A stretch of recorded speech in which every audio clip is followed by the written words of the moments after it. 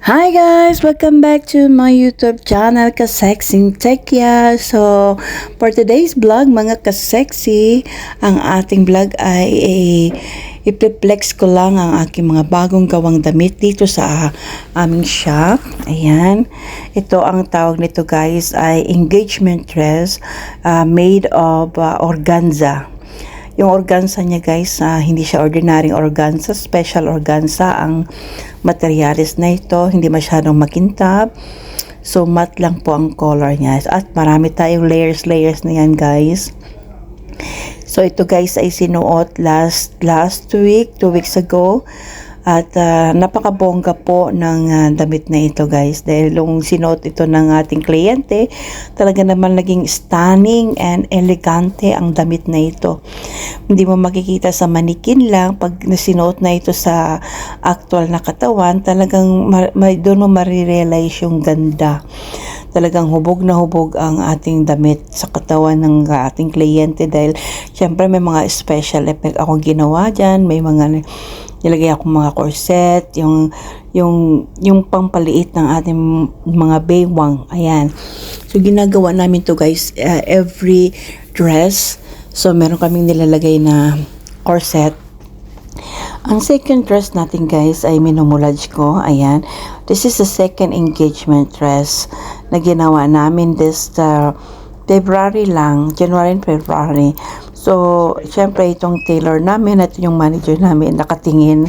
Talagang galam nyo guys, hands-on ako sa ginagawa ko. Meron akong special participation. Kailangan may touch ng isang designer na katulad ko yung damit na ito, dahil makikita ko yung kung anong mali, kung anong yung nasunod ba yung gusto ko. Kasi minsan pag nilalagay ko guys yung isang bagay na minumulage ko, tapos pag binabayaan ko nag-iiba.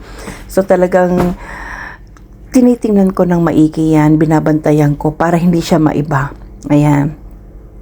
Itong damit na ito ay isang linggo lang namin nagawa. In fairness, napakabilis po ng isang linggo.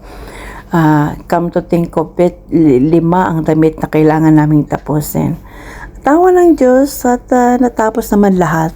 So medyo pahirapan lang guys. Ang pinakamatagal na gagawin guys ay yung ornaments or yung kanyang beadswork na nakalagay sa palda. Mahaba na pala ang buhok ko. Ayan. Ako po yan, si Kasexing Tekya, yung nakaitim na yan. At ang aming tailor. Talaga namang porsigido na matapos ang lahat guys, kasi yan ay Friday, tapos Saturday na ang kasalan sa gabi. At awa ng Diyos, again perfect naman yung size at nasunod yung gusto ko, kaya kinuha nila ako guys para mag-assist doon sa wedding, sa party nila, I mean sa engagement party nila. So kailangan talaga guys, kapag designer ka, hindi lang basta ikaw nagdo-drawing, hindi lang basta ikaw yung nagmumulage, at talagang sinusupervise yung mga gawain na ginagawa ng tailor ayon sa design na gusto mo. Ayan. Tapos ako guys, hands-on din ako kapag halimbawa may trial, ako mismo ang tumitingin sa trial, kasi nakikita ko sa katawan nila yung mga mali, yung dapat ayusin, yung magandang effect. So, karamihan sa mga designer ay mga bading. Hindi minsan ka lang makakita ng mga designer na katulad kong babae. Kapag bading o kaya male ang kanilang designer, hindi sila allowed na pumunta o pumasok sa fitting room para tingnan yung damit na sinuot ng client, kasi hindi allowed yon. So malaking ano sa akin na ako ay makapasok sa isang fitting room para makita ko yung kabuang damit na kapag suot na ng kliyente. So ayan guys, marami-rami ang panahon na ito guys na ginagol namin, dahil talaga naman dahil bantay sarado kami doon sa aming mga kliyente. Yung may mga damit dyan na may mga design dyan na dagdag bawas, yung magdadagdag ng ganito, trabaho, magbabawas ng ganito kasi parang over-design na yung damit. Alam mo yung, minsan hindi guys, hindi lang ako nagde-design. At tinutulungan ako ng aking manager, not manager, ng aking among babae. Kasi pagdating sa design. So, kahit even sa sa design guys, lalo na pag pamilya niya ang ikakasal o yung may kinalaman sa pamilya niya, talagang kami, combination kami na nag-approve ng mga design, ng sample ng trabaho. Yan, pag fitting nandoon din ng amo namin. So, hindi, sa iba, minsan naiirita yung ibang designer kapag ganun eh. Pero pag ako, okay lang sa akin, napakalaking tulong yung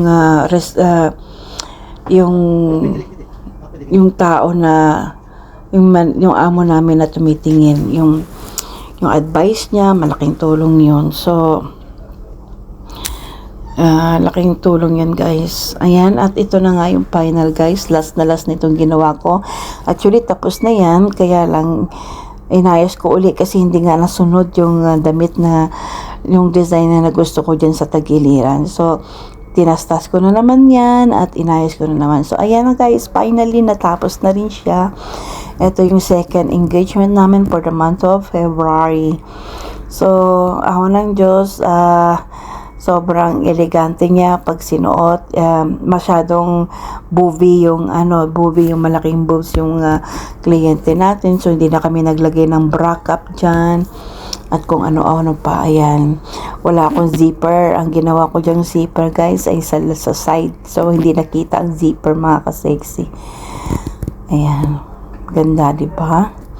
So what do you think mga ka-sexy? Meron siyang tail na 15 inches para maganda ang dating kapag naglalakad siya. So tinanggal ko ng kamay nga niyan at ayan, talagang tayong-tayo.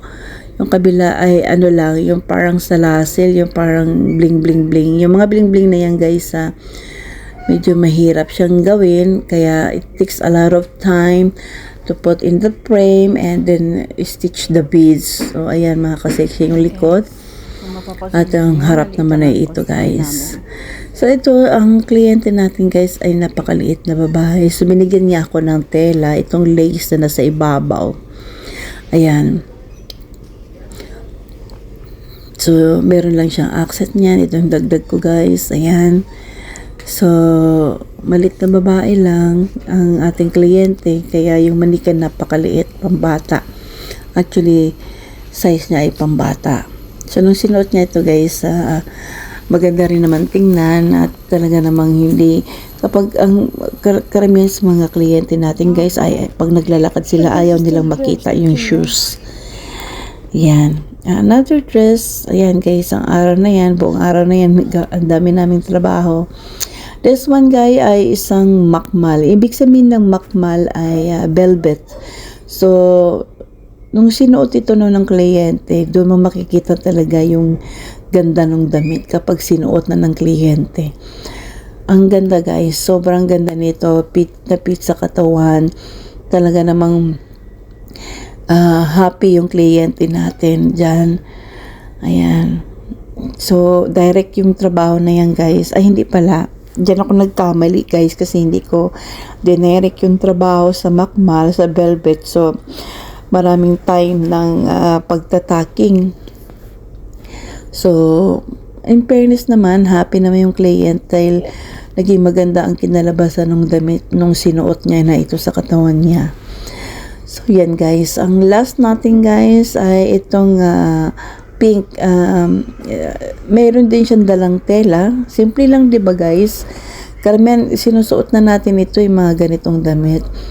At talaga naman ito yung mother of the groom. Nung umpisa hindi niya nagustuhan, pero nung nilagyan ko na ng mga ornaments itong nasa loob ng kanyang tool. So makikita niyo ito guys, yung accent na nasa likod. Nilagyan ko ito ng cape, parang cape. So it's one layer cape only guys, kasi gusto ng kliyente na makita yung mga trabaho ng damit niya. So ayan yung mismong tela niya guys. At dinagdagan ko lang ng design sa taas. Yan. Perfect yung length, perfect yung tail. At nagustuhan naman talaga ng customer. Happy ang kliyente natin, guys. So, ayun na nga mga ka-sexy. Marami pang nakaabang na damit dahil marami na namang kasalan na mangyayari ngayong taon na ito. So, abangan nyo guys ang aming mga engagement dress, wedding dress. Dahil nakatoka ako guys. Ako ang gagawa, ako ang mag-design, ako magmumulage, everything and else. So, ayan, abang-abang lang guys mga ka-sexy. Ito naman guys ay brown dress. Meron tayong lace at meron tayong chiffon. So, yan guys, yung ating work ay line lang. So, etong kliyente natin guys ay napakaganda ng hubog ng katawan. So, makikita mo talaga yung hubog ng katawan niya mga ka-sexy. So, grabe nasa manikan pa lang yan. Pero yung katawan niya, talagang shapy na siya guys. Sobrang shape na yung katawan niya guys, mga ka-sexy. At again, happy na naman ang kliyente natin for this video. Ayan. Ang last natin guys ay beige. Ayan guys. Ito guys, marami na akong version nito. Ang version nito ay pang-5 version ko na ito. So, meron na ako nitong blue, light blue, and Tiffany, at meron na rin akong green. 4 lang pala ang version na ito. Ay, pang beige, ayan. Ito naman ang beige. Ayan. So, talagang maganda naman guys. So, hopefully, panoorin nyo mga ka-sexy, mga iba pang damit na gagawin ko, lalo na engagement dress and wedding dress this coming March, April. Ayan, abang-abang mga ka-sexy. Thank you so much for watching. Hope you like this video. And another one is this one guys, a corset. Kala ko tapos na. Pero pa pala. Ayan. Another one is corset guys sa chiffon. So ito naman guys, medyo bata pa ito. So talaga namang happy din ang kliyente dahil maganda ang dating ng damit sa katawan niya. Ito yung kanyang arm. Salasel ang tawag dyan sa amin. Ayan. Ako din ang nag-bludge nung salasel. Ako ang may idea nito guys. Kaya happy ako guys sa mga nangyayari dito sa damit na ginagawa ko. Dahil yung ating kliyente ay happy din. At syempre, ito yung kanyang mother. Ayan. Itong tela guys ay silang nagbigay nito. So ako lang naggawa ng idea na ganito. Ganyan. May draping na chiffon.